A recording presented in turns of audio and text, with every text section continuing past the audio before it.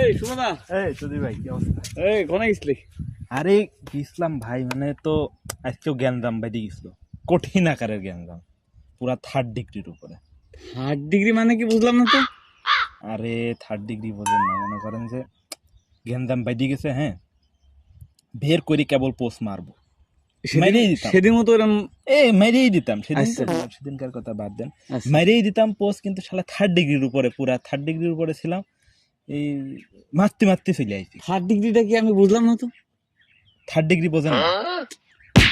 আমি তো আসলে এই আমার সাথে মিশে এখনো 3rd ডিগ্রি বোঝেন না? আমার জ্ঞানের মধ্যে তো মনে থাকি নে, এই জন্যই তো আমি জিজ্ঞেস করছি, মানে বুঝতেই পারছি না আসলে 3rd ডিগ্রি। আচ্ছা আচ্ছা বুঝিয়ে দিচ্ছি, আচ্ছা দেখি তো।